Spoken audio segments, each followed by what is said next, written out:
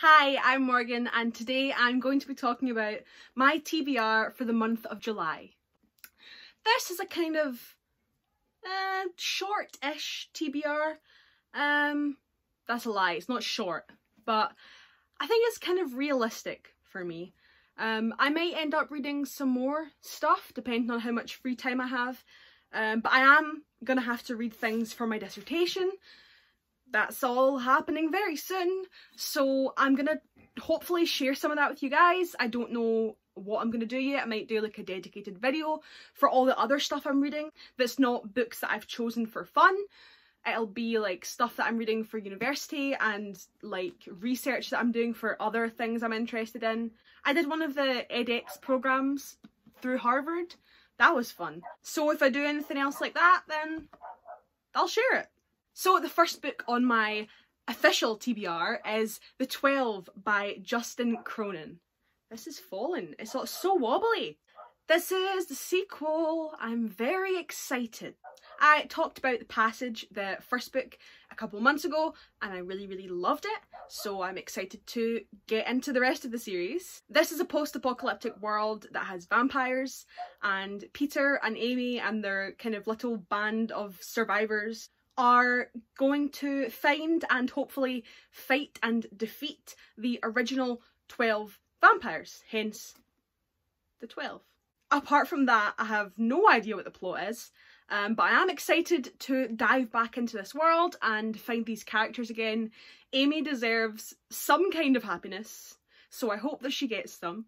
And I don't know whether to be happy or disappointed by the length, because it is significantly shorter than the first one.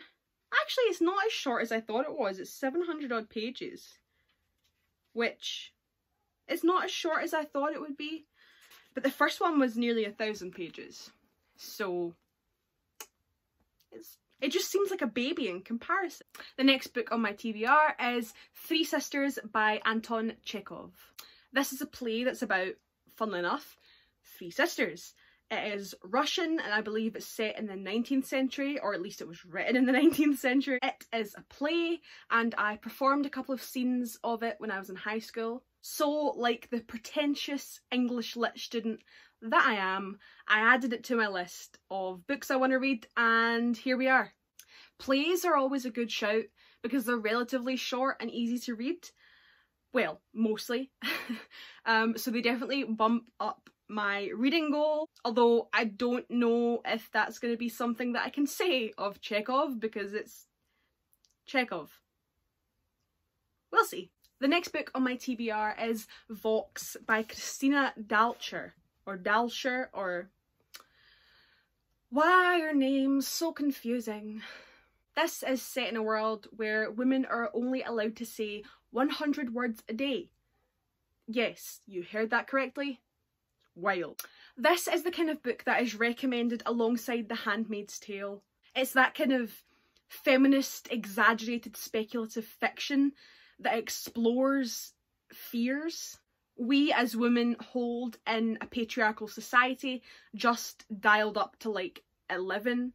And one of my uni friends is doing this for her dissertation, or at least she was considering doing it for her dissertation. I don't actually know if she still is, but I saw it on all the dissertation stuff and I was like, I have that. I'm gonna read that. Why do I read so much dystopia when the world is falling apart though? Like, why am I reading this now? Why am I like this? The next book on my list is In Cold Blood by Truman Capote. Now, I don't know whether it's Capote or Capote, because I've heard both, and then in one of my classes people kept pronouncing it Capote, and I was like, that doesn't seem real, so I don't know. This is like the OG true crime novel. It's a partially fictionalised account of the murder of a family in 1959 that Truman Capote, or Capote, investigated himself. I don't know whether his retelling is the most reliable, so I'll definitely look up the story and read external sources after I've read this. But for any true crime fan, this has got to be a must read because it is an original. The next book on my list is The Hate U Give by Angie Thomas. I am very, very late to this one. When it first came out, I never got around to buying a copy. And then when I eventually did buy a copy, it was like late last year.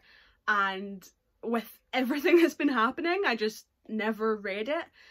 But I think that now is definitely the time to read it.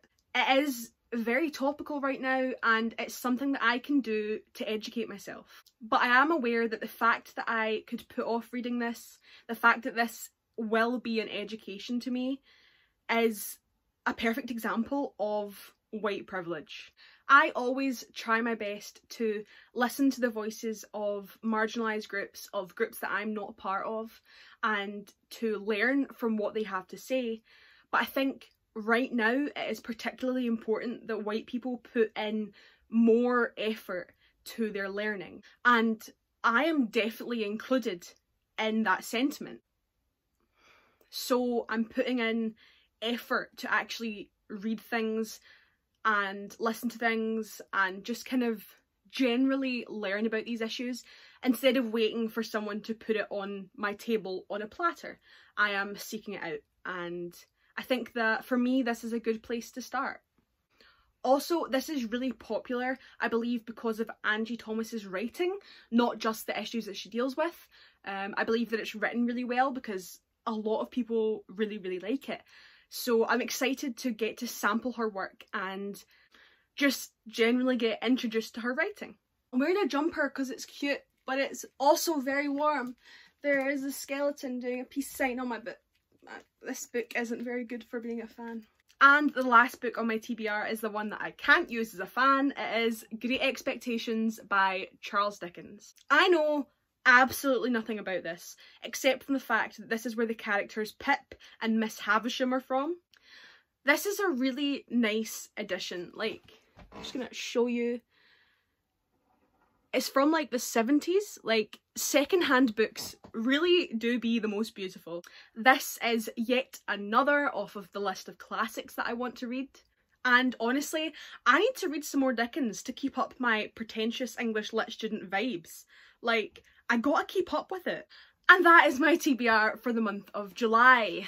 If I have some free time, I'm planning on starting some of the sequels that I spoke about in my last video. So if I finish this pile before the end of the month, that's where I'll be going. And I'll let you know in August how that really worked.